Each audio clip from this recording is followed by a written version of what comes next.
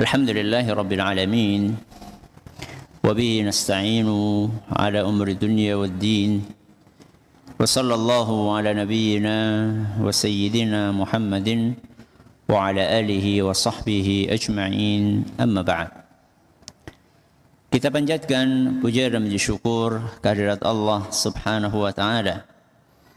Pada kesempatan pagi menjelang siang yang berbahagia kali ini, tanggal 4 Rabiul Awal 1443 Hijriah atau yang bertepatan dengan tanggal 11 Oktober 2021, kita kembali diberi kekuatan, kesehatan, hidayah serta taufik dari Allah Jalla wa'ala, sehingga kita bisa kembali menghadiri pengajian rutin Senin pagi di Masjid Manarul Ilmi di Komplek Pondok Pesantren Tunas Ilmu di Desa Kedung Buluh, Purbalingga yang mudah-mudahan diberkahi ini.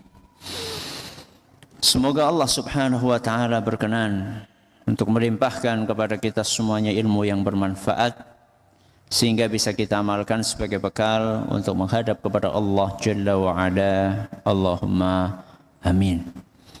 Salam dan salam semoga senantiasa tercurahkan kepada junjungan kita Nabi Agung Muhammad sallallahu alaihi wasallam, kepada keluarganya, sahabatnya dan umatnya yang setia mengikuti tuntunannya hingga di akhir nanti. Ibu-ibu yang kami hormati dan juga segenap pendengar serta pemirsa yang dirahmati oleh Allah Subhanahu wa taala. Hari ini kita akan melanjutkan pembahasan tentang fikih doa dan zikir, memasuki serial nomor 175 dengan tema bacaan zikir pagi bagian yang ketiga. Pada pertemuan sebelumnya kita telah mulai pembahasan tentang zikir-zikir yang khusus dibaca di pagi hari. Setelah sebelumnya kita membahas zikir-zikir yang dibaca di pagi dan sore hari. Kali ini kita akan memasuki pembahasan tentang bacaan yang ketiga yang disunahkan untuk dibaca di pagi hari. Apakah ini tidak disunahkan dibaca di sore hari? Disunahkan. Cuma nanti redaksinya ada yang diubah. Bukan asbahna tapi amsayna, ya, agar memudahkan maka saya katakan ini dibaca di pagi hari karena redaksinya asbahna. Nanti kalau sudah masuk pembahasan tentang zikir yang dibaca di sore hari, kita akan sampaikan bahwa zikir tersebut sudah kita pelajari saat mengkaji bacaan zikir pagi, cuman kalimatnya ada yang dirubah sedikit dari asbahna menjadi amsayna. Bacaan yang ketiga adalah bacaan yang berbunyi asbahna ala fitratil Islam wa ala kalimatil ikhlas wa ala dini nabiyyina Muhammadin sallallahu alaihi wasallam wa ala millati abina Ibrahim hanifan musliman wa ma kana minal musyrikin. Mari kita baca bersama-sama. Saya baca dulu, nanti ibu-ibu bisa mengikuti. Asbahna ala fitratil Islam. Monggo.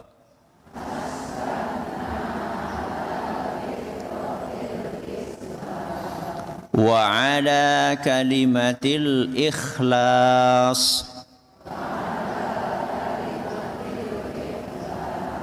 وعلى دين نبينا محمد صلى الله عليه وسلم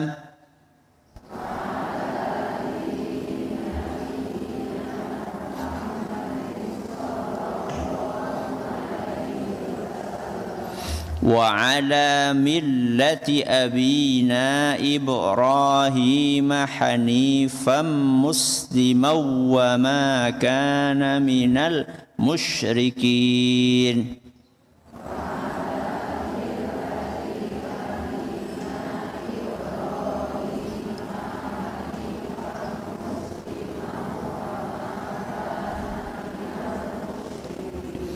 Kita ulangi lagi. Asbahna ala fitratil Islam.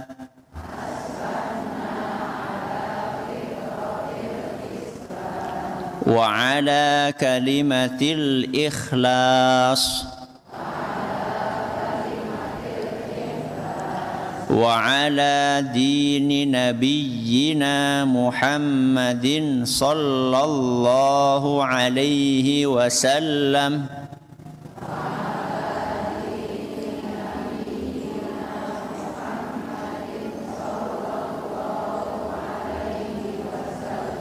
وعلى ملة أبينا إبراهيم حنيفا مسلما وما كان من المشركين.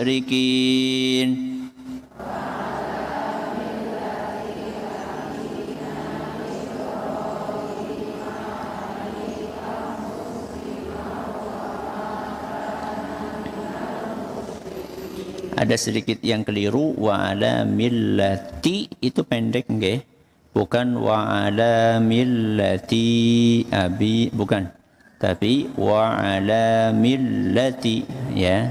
Coba wa ala millati abina Ibrahim hanifan musliman wa ma kana minal musyrikin. Monggo.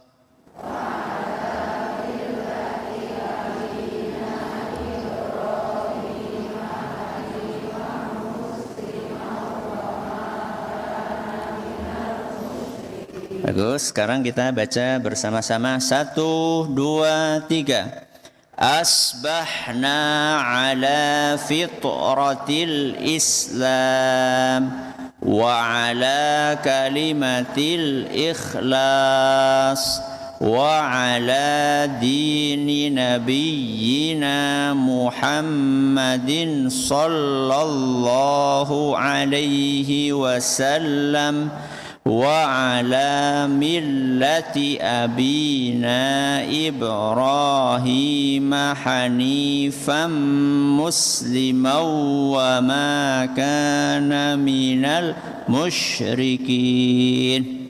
Sampun hafal? Sampun apa sering? Yang sudah alhamdulillah, yang belum ya dihafalin. Ini dibaca berapa kali, Bu? Dibaca 1 kali. Pinten? 1 kali. Apa artinya? Asbahna ala fitratil Islam. Pagi ini kami berpegang dengan fitrah Islam. Wa ala kalimatil ikhlas, dan dengan kalimat tauhid. Wa ala dini nabiyyina Muhammadin sallallahu alaihi wasallam, dan dengan agama Nabi Muhammad sallallahu alaihi wasallam. Wa ala millati abina Ibrahim, dan juga dengan agama ayah kita Ibrahim, hanifan musliman wa ma kana minal musyrikin. Nabi Ibrahim itu tegak di atas jalan yang lurus, tunduk serta tidak termasuk kaum musyrikin. Apa dalil yang melandasi bacaan ini? Hadis yang diriwayatkan oleh Imam Ahmad dan sanadnya dinilai sahih oleh Imam Al-Iraqi dan Syekh Al-Albani, bahwa salah satu sahabat Nabi SAW yang bernama Abdurrahman bin Abza. Sinten, Bu? Abdurrahman bin Abza radhiyallahu anhu, beliau menjelaskan bahwa Rasulullah SAW apabila memasuki waktu pagi, beliau membaca zikir tadi. Jadi hadisnya kuat untuk dijadikan sebagai landasan atas bacaan ini. Apa kandungan yang ada di dalam hadis ini? Kalau kita perhatikan, hadis ini mengajak kita untuk mengingat nikmat-nikmat Allah. Jadi di pagi hari seharusnya kita awali dengan mengingat nikmat Allah. Bahkan gak usah habis sholat subuh, begitu kita bangun pagi, apa doanya, Bu? Baca alhamdulillahilladzi ahyana ba'dama amatana wa ilaihin nusyur.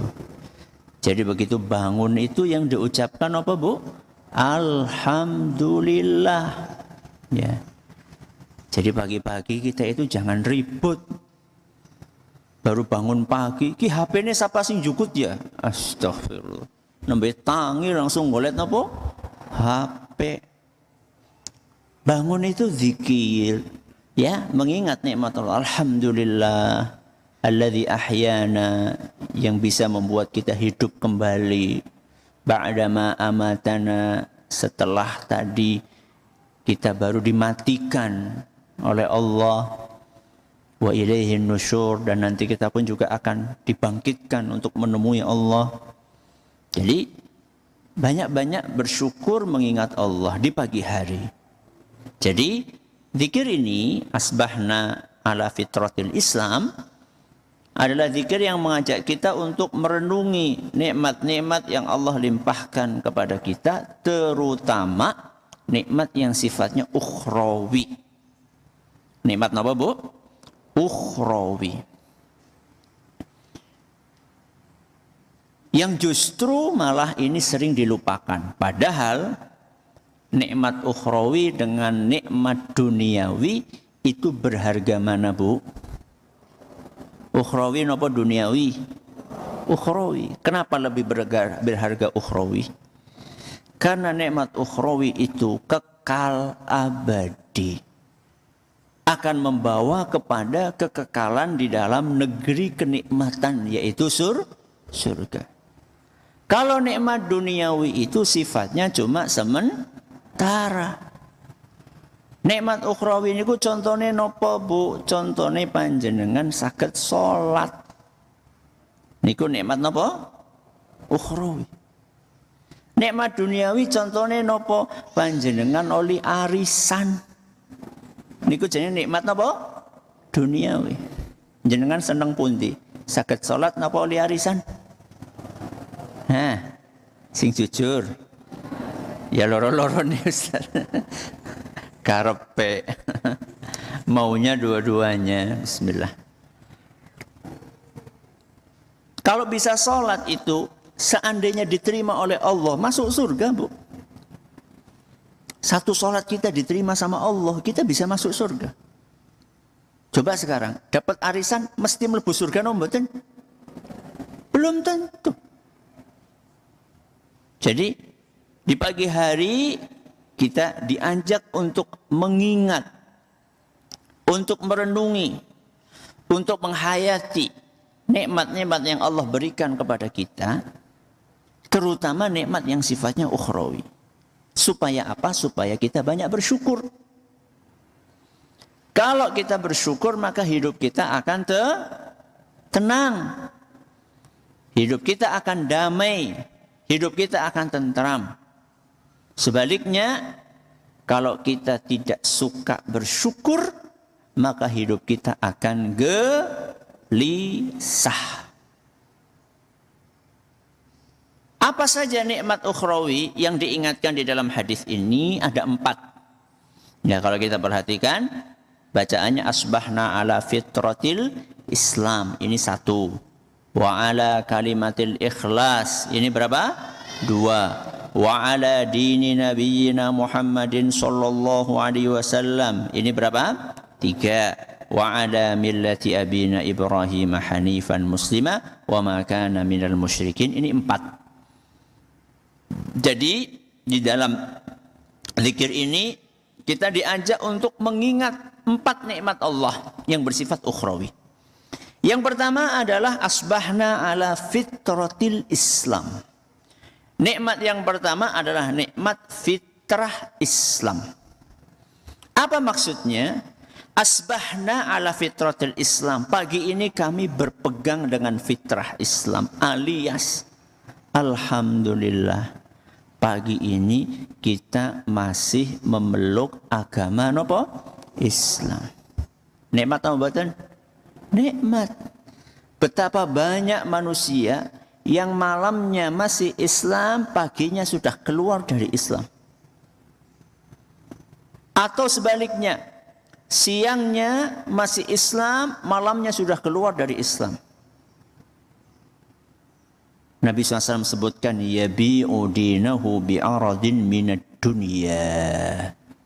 Kenapa begitu mudah dia meninggalkan agama? Karena dia menjual agamanya dengan dunia. Mie sekerdus, napa malih? Beras sekandi, napa malih? Motor, rumah, pekerjaan, dan lain sebagainya, iming-iming dunia. Alhamdulillah, kita dilindungi oleh Allah Subhanahu wa ta'ala tetap berpegang dengan agama ini. Agama yang sesuai dengan fitrah. Makanya di sini disebutkan apa? Fitratil Islam. Jadi agama Islam itu adalah agama yang ajarannya paling cocok dengan fitrah bawaan kita saat dilahirkan di muka bumi.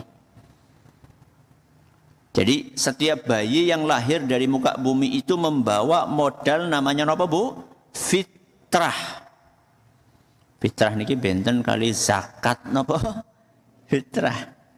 Yang dimaksud dengan fitrah di sini adalah kecenderungan untuk menyukai kebaikan, membenci keburukan. Itu fitrah aslinya kita tuh seperti itu, Bu. Jadi masing-masing dari kita itu ketika terlahir ke muka bumi suka yang baik, enggak suka yang jelek. Suka yang bersih, enggak suka yang kotor. Gimana mboten? Gimana mboten? Contohnya napa? Bayi nek ngompol pripun? Nangis napa guyu? Nangis. Kenapa, Bu? Kotor. Jeneng anakku nganggo popok orang nangis nganti mendol-mendol. Ya karena jenengan merusak fitrah itu. Ya. Akhirnya nyaman dengan barang najis. Ya. Coba sekarang saya tanya sama jenengan, Bu, mbah kita dulu ketika merawat ayah atau ibu kita kenal pempes napa mboten? Mboten. Bahkan nggak usah lah sampai mbah kita, bapak kita dulu, ibu kita dulu ketika merawat kita saat bayi kenal pempes nama mboten? Mboten. Bisa atau tidak merawat kita tanpa pempes? Bisa atau tidak? Bisa. Tapi kan kudu ngumbahi Ustaz kesel ya, wong duwe anak ya resikonya kesel. Ora gelem kesel, perasaan duwe anak. Resiko. Wah kalau malam-malam harus bangun Ustaz. Ya resiko namanya punya anak, orang gelem tangi si kepriwe. Ya. Jadi masing-masing dari kita ketika terlahir ke muka bumi, masing-masing dari kita itu dikasih oleh Allah fitrah. Fitrah untuk menyukai kebaikan, membenci keburukan. Fitrah untuk tunduk dan patuh kepada Allah, tidak menentang ajarannya. Itu sudah bawaan kita. Nah, agama Islam itu ajarannya paling cocok dengan fitrah. Karena di dalam agama kita hanya mengajarkan kebaikan, kemudian mewanti-wanti kita dari keburukan, dan ajaran agama kita mengajarkan kita untuk tunduk dan patuh kepada Allah, tidak menentang perintah Allah. Makanya di sini dikatakan fitratil Islam. Satu, ini nikmat yang pertama. Nikmat yang kedua, wa ala kalimatil ikhlas. Apa itu kalimatul ikhlas?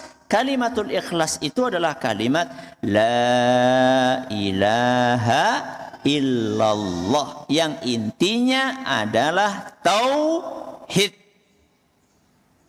Makanya di sini saya tulis nikmat yang kedua, napa Bu? Kalimat tauhid.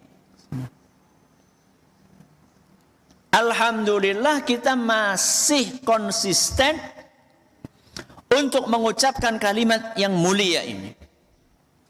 Bukan hanya mengucapkan loh, tapi juga mempraktekkan isinya, yaitu mengesahkan Allah Subhanahu wa ta'ala dalam segala hal, dalam ibadah kita kepada Allah, dalam nama-nama dan sifat-sifat Allah, dalam perbuatan Allah kita yakini keesaannya. Dan inilah sebuah karunia yang sangat besar. Coba jenengan tengok kanan kiri. Betapa banyak orang-orang yang mengawali harinya dengan ritual nopo? Kesyirikan. Gini mboten? Mengawali harinya dengan sembah sana, sembah nopo? Sini. Alhamdulillah kita mengawali hari kita dengan tauhid. Dan hanya manusia-manusia pilihan yang diberi oleh Allah Subhanahu wa ta'ala karunia tauhid. Enggak semua orang. Tidak setiap orang dikaruniai oleh Allah Subhanahu wa ta'ala berupa konsistensi berpegang teguh dengan kalimat tauhid. Kok ya alhamdulillah kita dipilih oleh Allah, itu karunia. Itu karunia yang wajib kita syukuri, lebih mahal daripada dunia seisinya. Kenapa Ustaz? Karena seandainya kalimat ini kita tinggalkan, Bu, gagal kita dapat surga. Kalau sampai kalimat tauhid ini kita tinggalkan, kita nggak bisa dapat surganya Allah. Karena la ilaha illallah adalah kunci surga. Tanpa memegang kunci ini kita nggak bisa masuk surga. Sehingga kalimat ini, Bu, itulah inti ajaran seluruh nabi. Mulai dari Nabi Adam alaihissalam dan ajaran seluruh rasul mulai dari zamannya Nabi Nuh alaihissalam sampai Nabi akhir zaman. Sinten? Nabi Muhammad sallallahu alaihi wasallam. Agamanya sama, inti ajarannya sama, yaitu tauhid. Bedanya cuma apa, Bu? Bedanya cuma dalam masalah fikih saja. Makanya kata Nabi SAW, al-anbiya'u ikhwatun li'allat. Para nabi itu diumpamakan seperti saudara satu bapak beda ibu. Jadi Nabi kita Muhammad SAW mengasih perumpamaan. Seluruh nabi itu kalau bisa diumpamakan itu bagaikan saudara-saudara, kakak beradik yang bapaknya sama, bedanya cuma siapa? Ibunya saja yang berbeda. Abuhum wahidun ummahatuhum syatta. Ayahnya satu, ibunya banyak. Maksudnya bagaimana? Ayahnya itu maksudnya akidahnya sama. Ibunya itu maksudnya adalah fikihnya yang mungkin berbeda-beda. Kalau kita misalnya puasa, mulainya kapan, Bu? Subuh, ya. Bukanya kapan? Bukanya kapan? Maghrib. Mungkin kalau di ajaran agama lain yang dibawa oleh nabi yang lain, bukan nabi kita Muhammad SAW, mungkin bukanya nanti malam jam 12. Pripun, Bu? Maram napa mboten? Ya maram banget, Mbok, jam 12 kon tangi. Ya.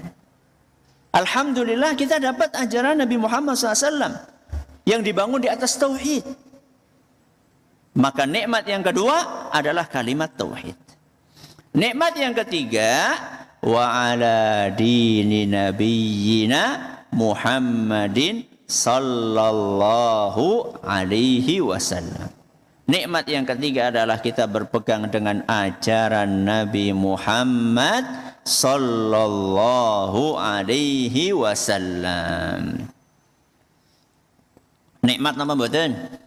Nikmat. Kita masih dibantu oleh Allah untuk konsisten berpegang dengan sunnah Rasul, itu nikmat. Karena kenyataannya tidak semua orang yang ngaku beragama Islam mengikuti sunnah Rasul. Ada yang mengikuti sunnah Rasul dalam akidahnya tapi tidak mengikuti dalam ibadahnya. Ada yang mengikuti dalam ibadahnya tapi tidak mengikuti akhlaknya. Ada yang tiga-tiganya tidak diikuti padahal katanya KTP-nya apa? Islam. KTP-nya Islam tapi akidahnya mengikuti agama lain. KTP-nya Islam tapi ibadahnya ikut apa yang umum di masyarakat. KTP-nya Islam tapi ternyata akhlaknya mengikuti perilaku non-muslim. Lah terus Islam kepripun niku? Islam yang betul-betul sesuai dengan apa yang diinginkan oleh Allah Subhanahu wa taala adalah Islam yang mengikuti apa yang dicontohkan oleh Rasulullah sallallahu alaihi wasallam. Makanya enggak usah bikin Islam sendiri. Ya. Islam ala ini, Islam ala itu, sudah Islam yang dibawa oleh sinten? Rasulullah sallallahu alaihi wasallam. Bikin Islam versi baru kok bangga. Ya, ada sebagian orang bangga, oh saya punya Islam gaya ini.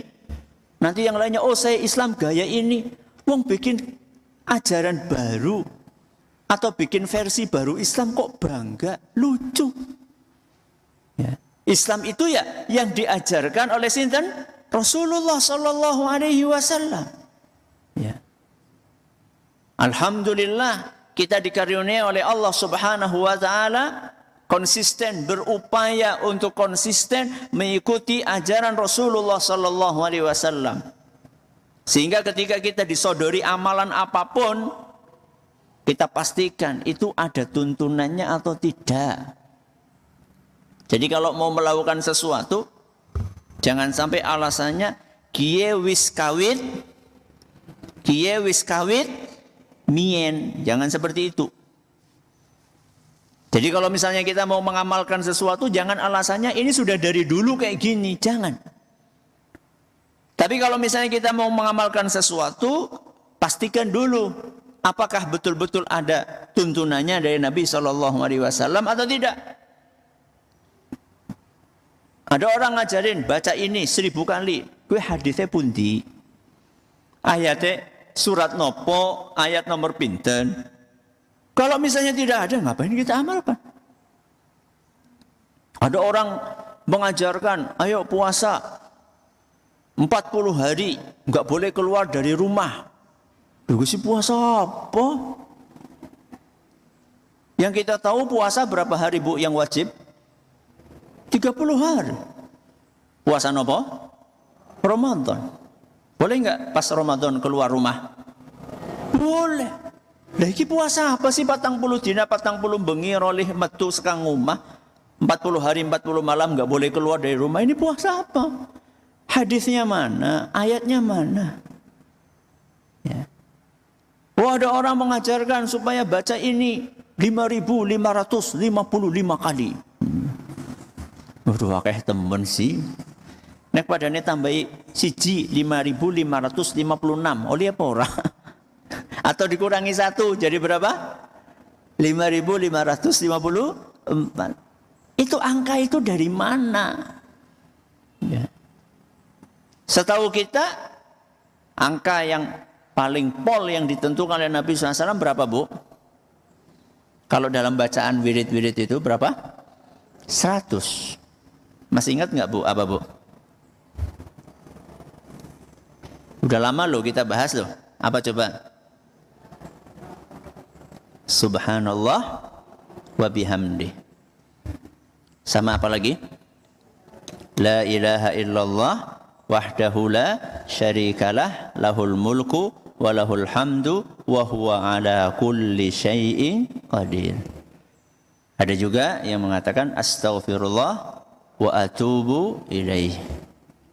Itu yang kita tahu. Sampai 100 kali. Loh, berarti nggak boleh lebih dari 100 kali? Boleh.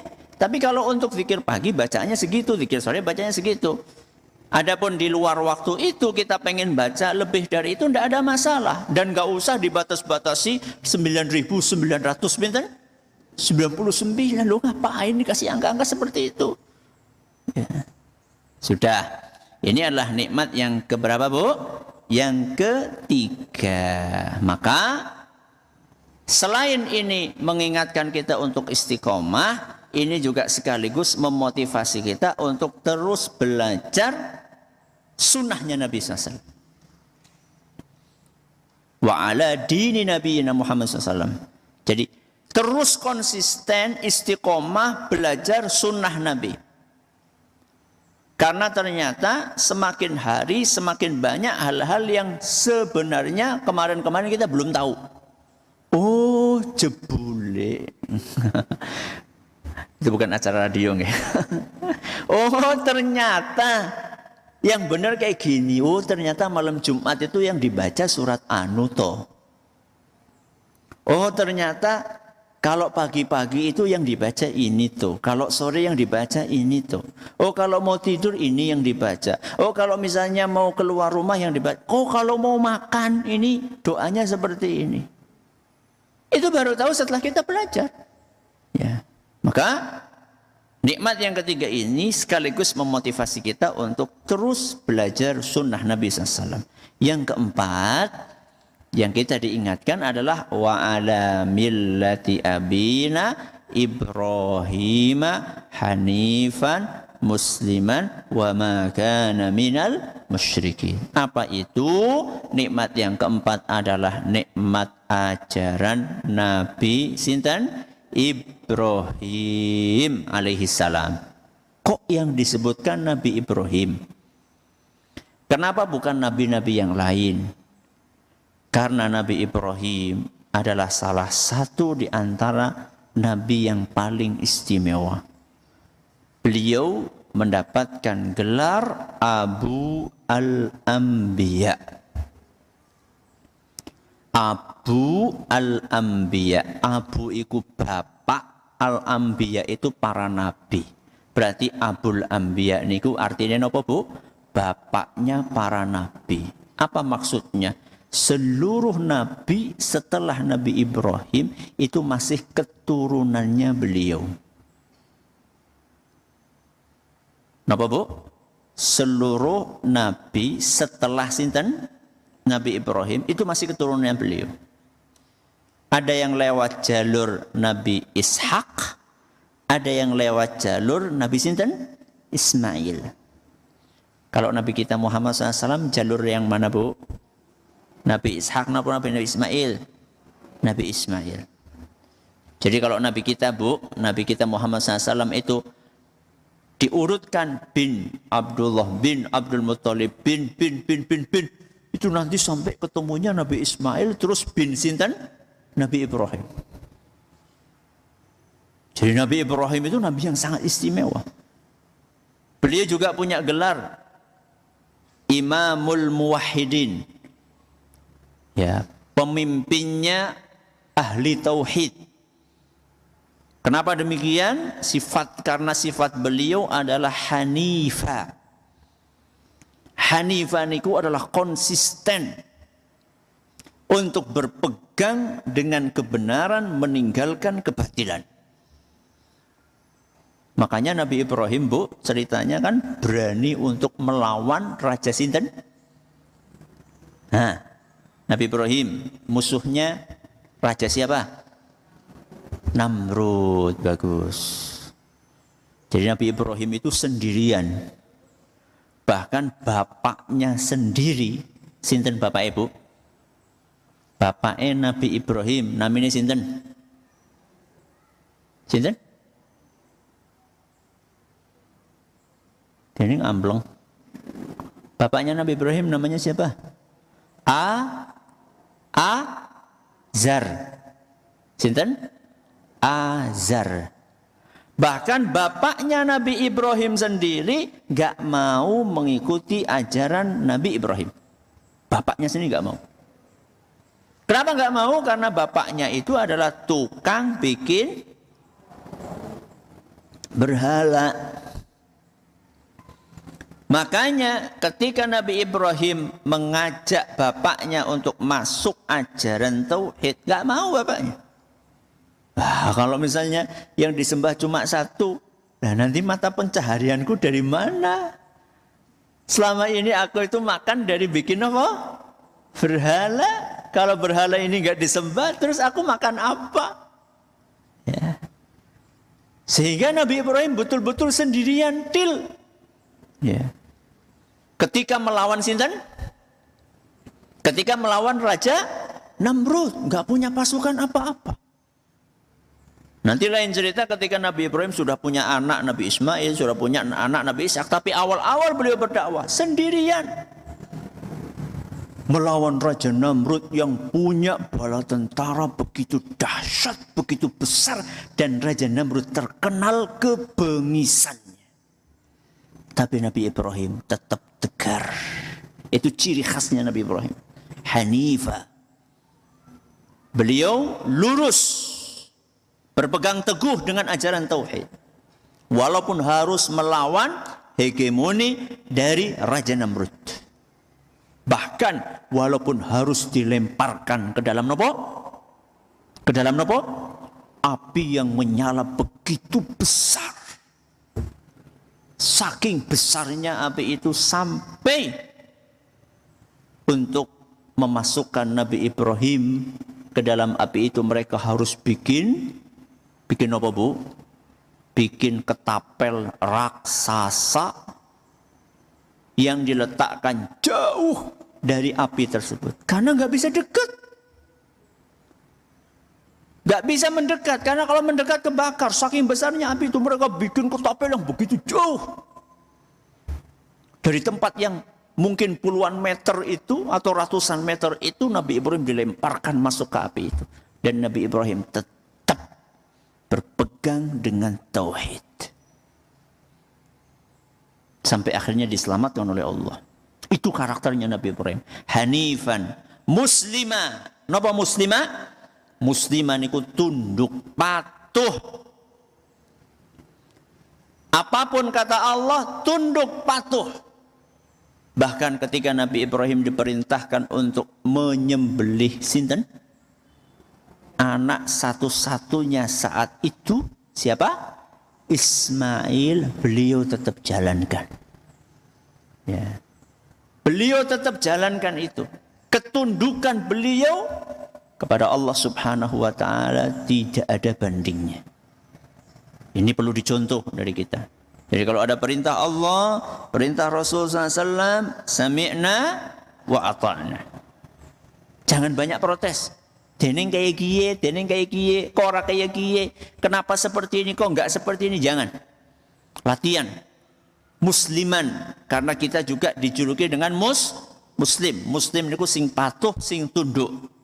Yang terakhir karakter Nabi Ibrahim. Wa ma kana minal musyrikin. Nabi Ibrahim itu bukan termasuk golongan kaum musyrikin. Kalimat ini adalah bantahan telak bagi kaum musyrikin yang katanya mengikuti ajarannya Nabi Ibrahim. Enggak. Nabi Ibrahim ajarannya bukan syirik. Jadi kalau ada orang ngaku-ngaku mengikuti agamanya Nabi Ibrahim, ketahuilah bahwa agamanya Nabi Ibrahim adalah tauhid dan itulah yang diwarisi oleh Nabi kita Muhammad SAW. Maka kalau kita pengen konsisten mengikuti ajaran Nabi Ibrahim, ikuti ajaran Nabi kita Muhammad SAW.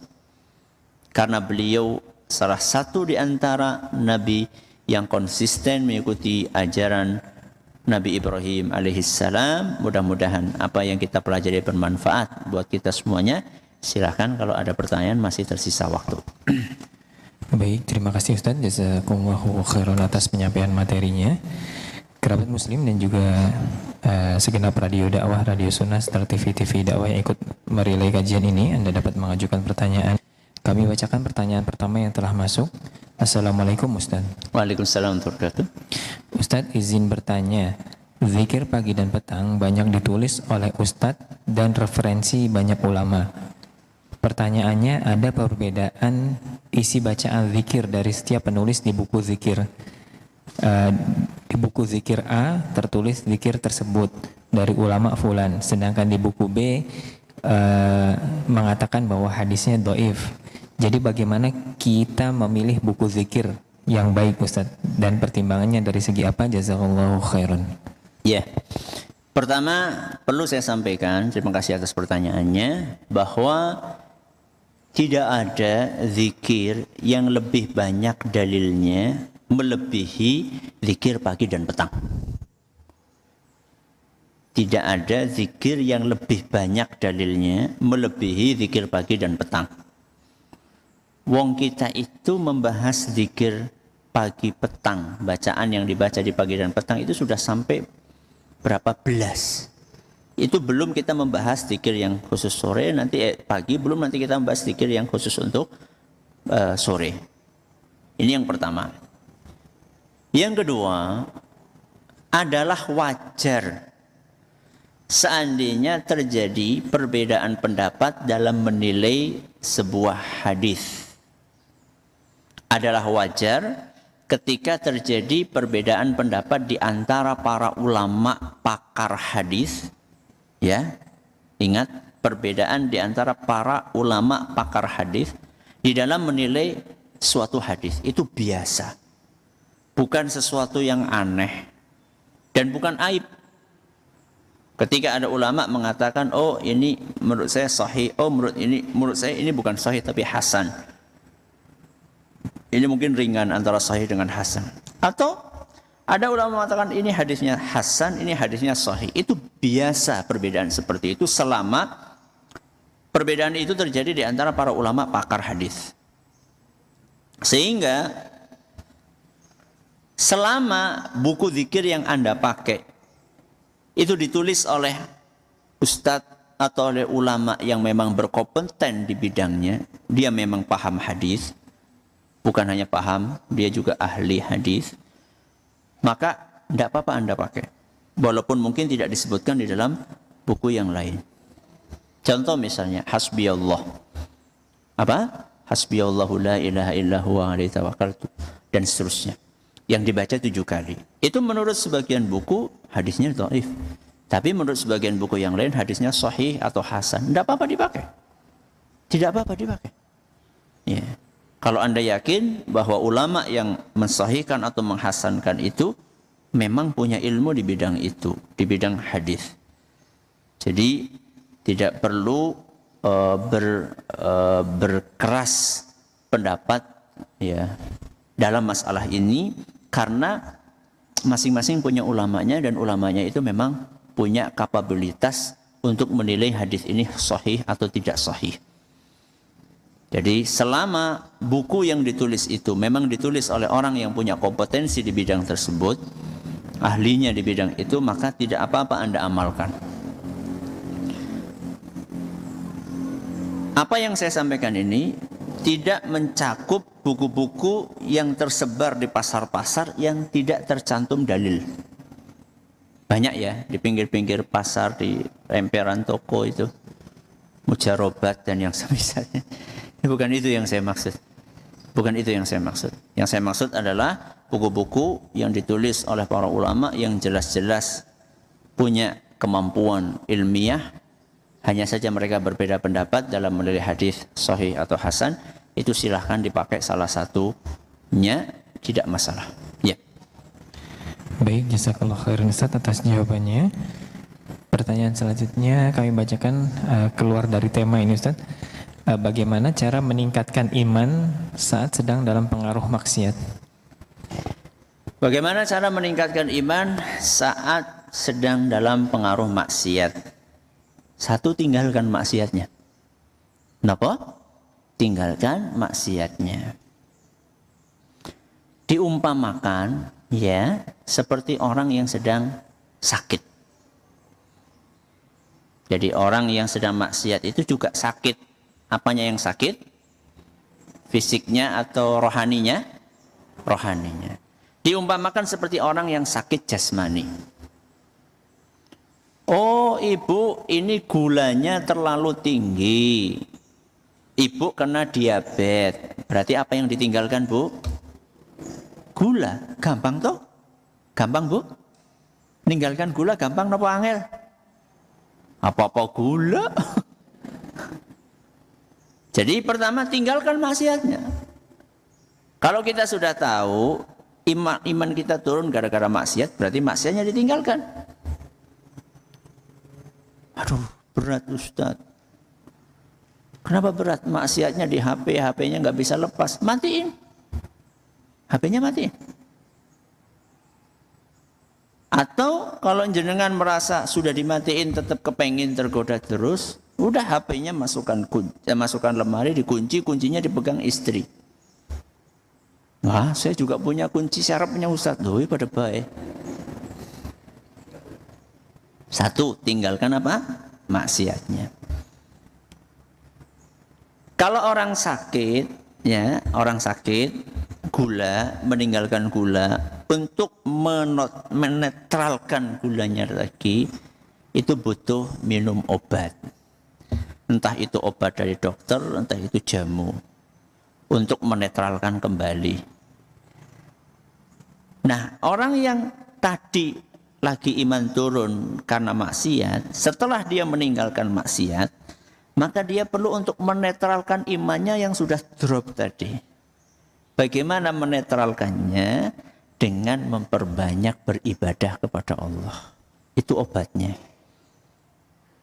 Dengan memperbanyak ibadah kepada Allah, terutama yang wajib-wajib. Salat 5 waktu, ya. Birrul walidain, ya. Belajar agama, ngaji, perdalami ilmu agama. Dimulai dari yang wajib-wajib. Ini dengan izin Allah akan menetralkan, ya, akan meningkatkan kembali iman yang sedang drop. Mudah-mudahan bermanfaat. Ya. Terima kasih Ustaz, jazakumullah khairan atas jawabannya. Pertanyaan selanjutnya datang dari pendengar atau pemirsa Roja TV dari hamba Allah di Kota Palu. Assalamualaikum Ustaz. Waalaikumsalam warahmatullahi wabarakatuh. Mohon bertanya, bagaimana jika kita lupa membaca zikir pagi, kemudian kita mengingatnya di waktu siang? Apakah kita boleh membaca di waktu siang, Ustaz? Ada perbedaan pendapat dari para ulama, ya. Ada sebagian ulama mengatakan itu sudah lewat waktunya. Sudah lewat waktunya. Karena ada ibadah-ibadah yang waktunya terbatas. Ya.